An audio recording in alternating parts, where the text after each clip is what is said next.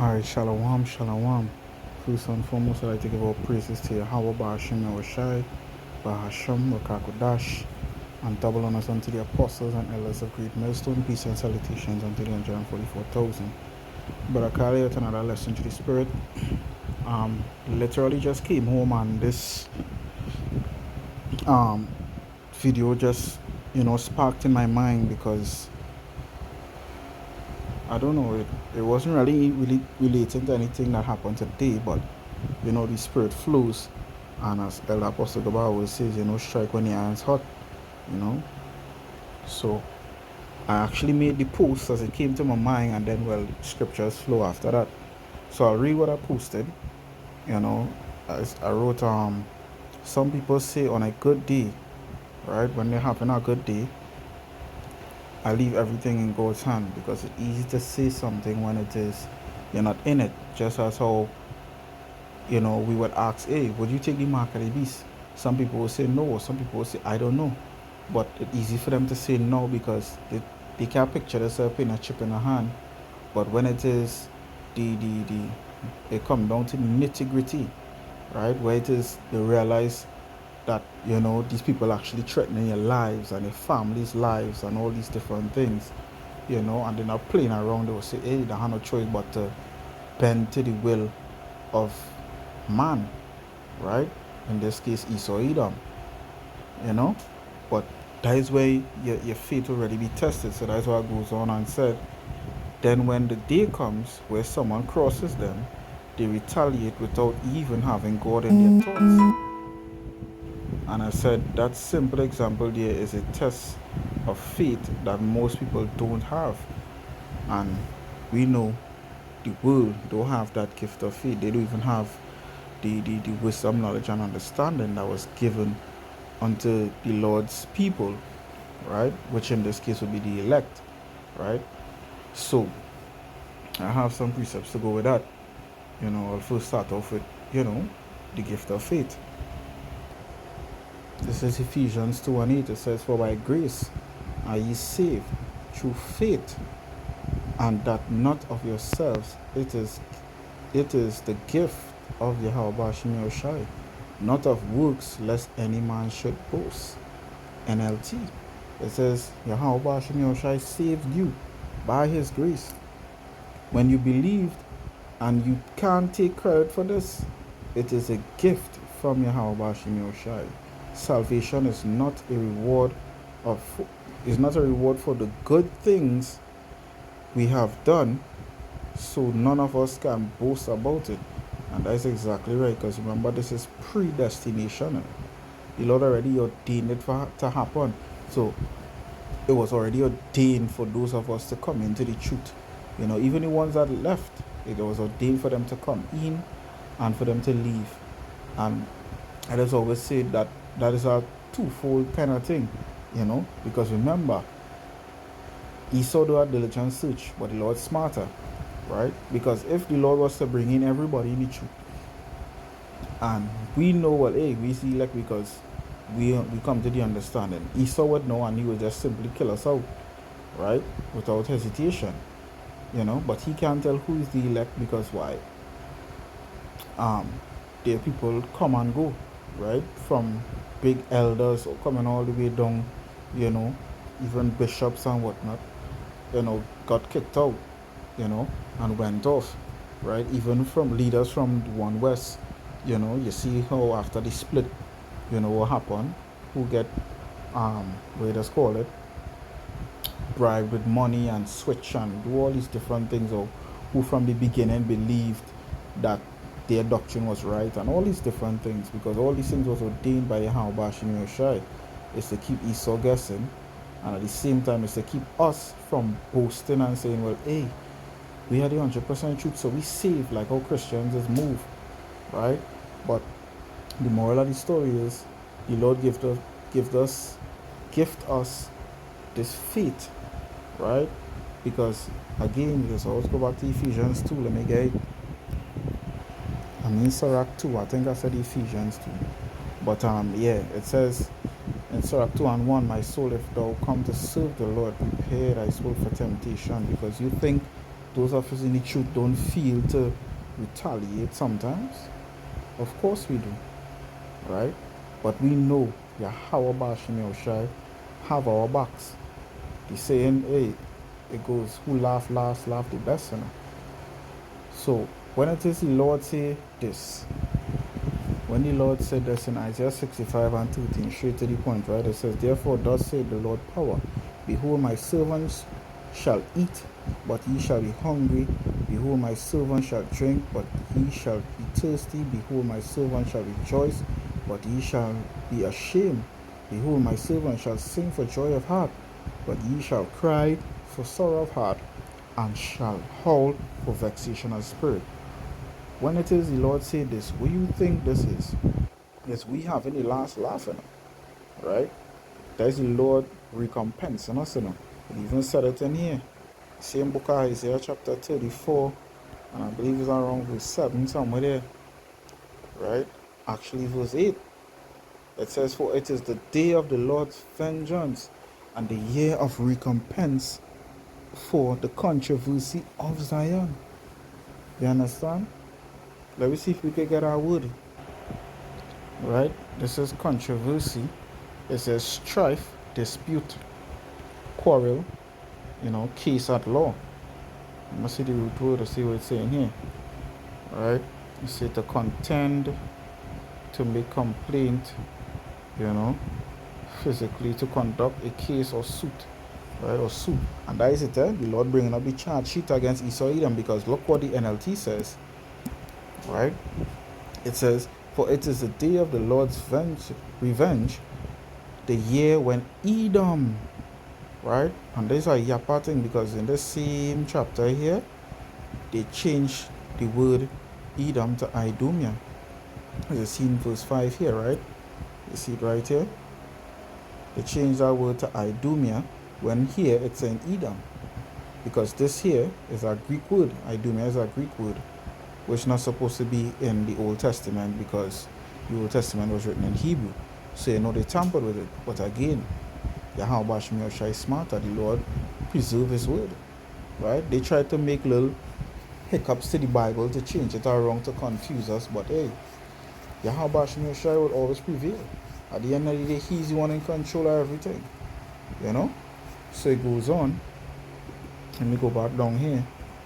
Right? It says, for it is the day of the Lord's revenge, when the year when Edom will be paid back for all it did to Israel. Right?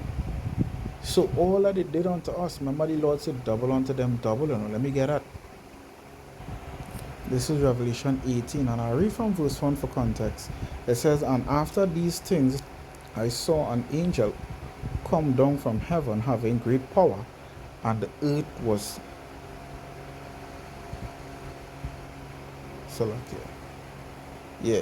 and the earth was lightened with his glory, which is Yahushai.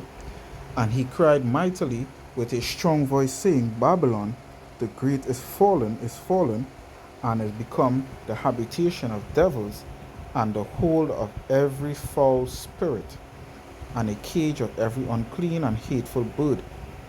For all nations have drunk of the wine of the wrath of her fornication, and the kings of the earth have committed fornication with her, and the merchants of the earth are waxed rich through the abundance of her delicacies. And I heard another voice from heaven saying, come out of her, my people, that ye be not partakers of her sins, which is the elect being beamed up, right? And that you receive not of her plagues, right, which is the missiles, right? It says, for her sins have reached unto heaven, and Yahweh Bashim Yoshai had remembered her iniquities, right? Reward her, there's a point here, reward her even as she rewarded you, and double unto her double, according to her works, in the cup which she had filled to her double. Right? Let me jump to Jeremiah 25. Let's get it here. Jeremiah 25.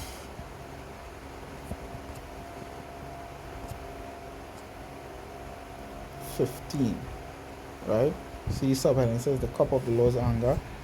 It says, for thus said the Lord power of Israel unto me, take the wine of this fury at my hand, and cause all the nations to whom I send thee to drink it, and they shall drink and be moved and be mad because of the sword that I will send among them. Then took I the cup at the Lord's hand, and made all the nations to drink unto whom the Lord had sent me. Right? And let me jump down to verse 22. Is it 22 or 26? I think it's 26.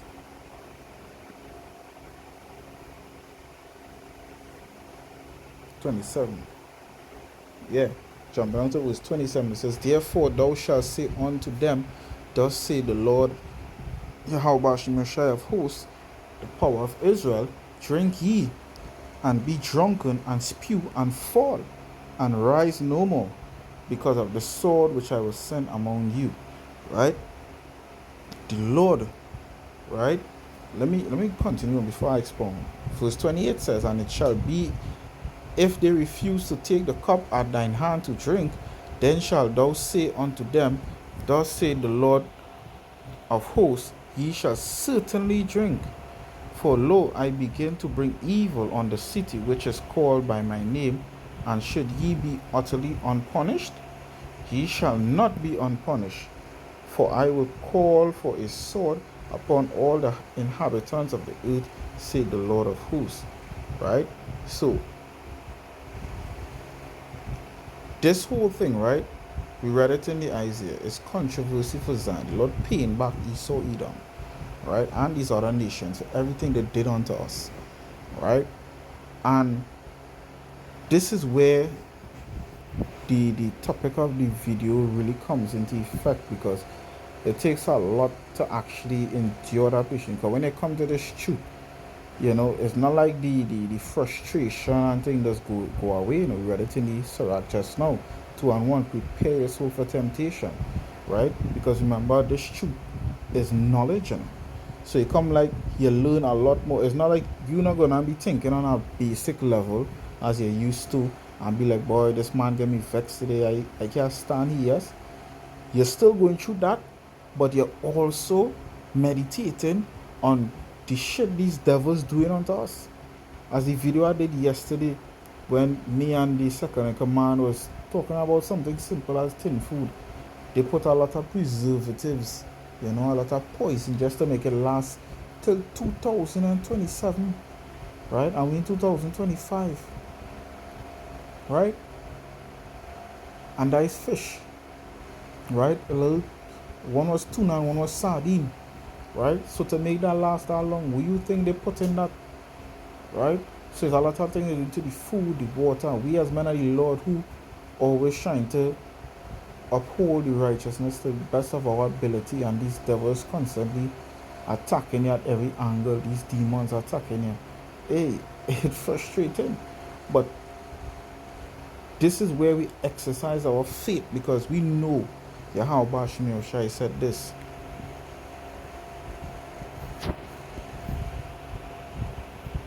This is the book of Zephaniah chapter 3, right, and verse 8. It says, therefore wait ye upon me, said the Lord, right? Key word, wait ye upon me, until the day that I rise up to the prey.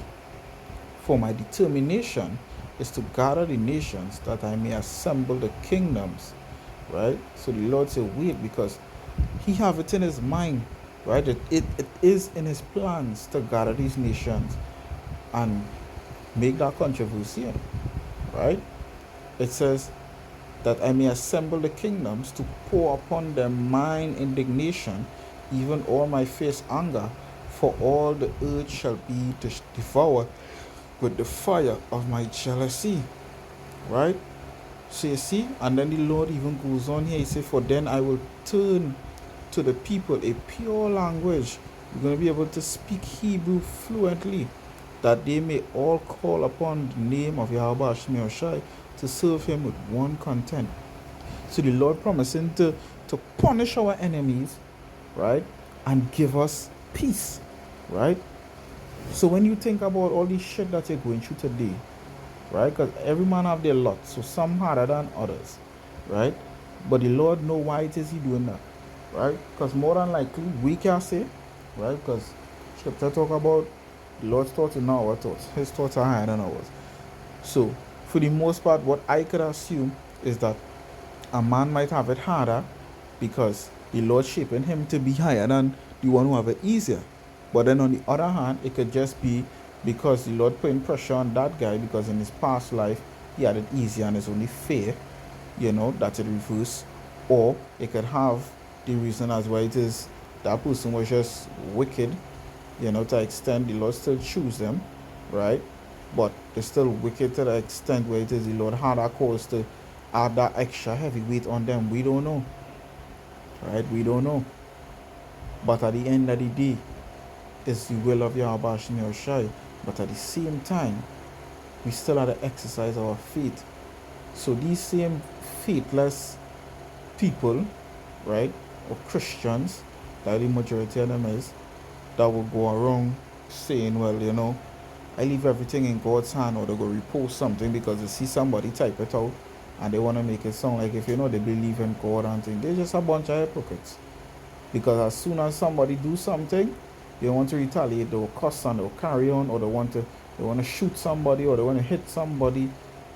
All kind of thing want to happen.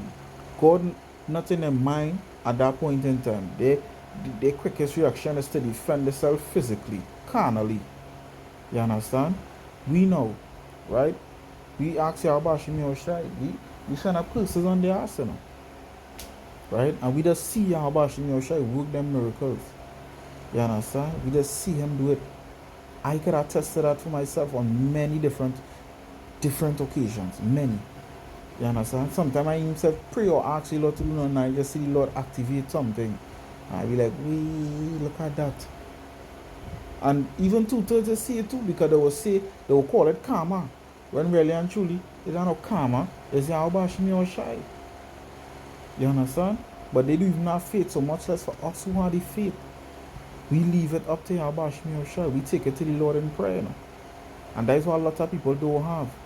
That's why they really say they're fully done up. They're really fully done up. You understand? And they're possessed with demons.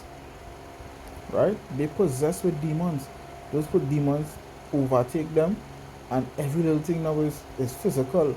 Much people let's talk about, long time. If you mash a man's shoes, you can tell him sorry. Right?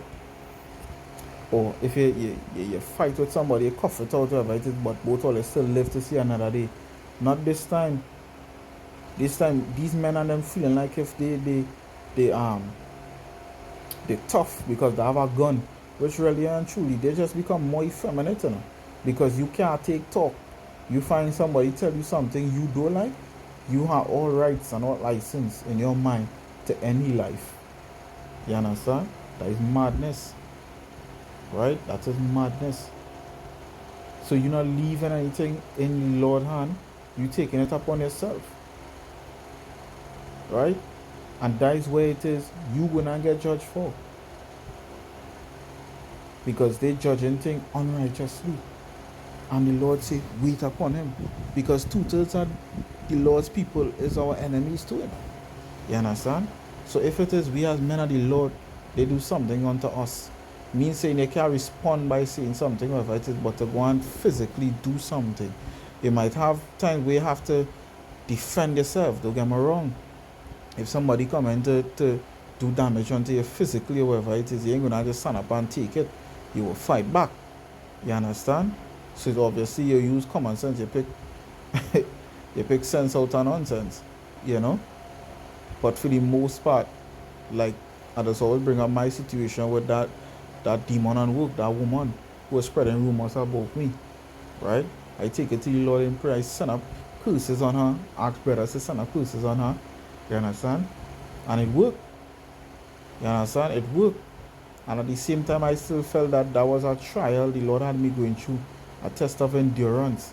You understand? Because that shit what I went through, it will send anybody mad. They will literally want to do something to that person physically.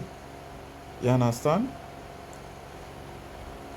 Because it have a lot of people will be watching you funny, people telling you, way I never knew you was so who shooing behind your back and all these things. You understand? You will feel that type of way. You understand? But these is things that, the Lord have us endure, you know, because they have their time coming, even if the Lord will do something right away, as long as we hold our faith, right? We read it in Isaiah 65. The Lord say what? My servant shall be of joy of heart, but they shall be sorrow of heart. So who laugh last, laugh the best, right? I believe this other scripture here is in John 14 and 17, if I'm not mistaken. Yeah, 14 and 17. It says, even the Spirit of truth, whom the world cannot receive, because it seeth him not, neither knoweth him, but ye know him, for he dwelleth with you, and shall be with you. NLT, it says, he is the Holy Spirit, who leads into all truth. The world cannot receive him, because it isn't looking for him and doesn't recognize him. But you know him, because he lives with you now and later will be in you. Right? So this is the thing. The Lord gave unto his men the Spirit of truth, right? Which comes with the wisdom, knowledge, and understanding. And guess what? That is what builds your faith. You understand? Because you have the wisdom, knowledge, and understanding to understand what it is you're reading. Okay, remember, oh gosh,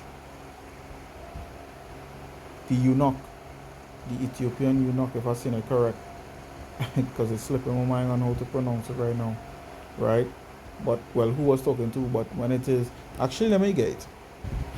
Philip and the Ethiopian eunuch, right? It says, Acts 8 and 30, it says, and Philip ran thither to him and heard him read the prophet Isaiah, which is Isaiah, and said, understandest thou what thou readest? And he said, how can I, except some man should guide me? And he desired Philip that he would come up and sit with him, right? So he wanted Philip to teach him, right? So it goes to show that, Yahweh Shai, right, put things in place for us to understand the wisdom, knowledge, and understanding, right, to keep us, right, and build our faith, right? Because at the end of the day, you could only do so much, right? I can't even say on your own, but you could only do so much, right? Well, I will have to say, because I don't know the way to say it right now, but it's only so much you could do on your own, But you see, when you turn to Yahweh Shai, right, he is the one, right? He is the one to actually, put things in place for you, That is where the trust comes from. You don't put your trust in man, you put your trust in Yahweh Shai.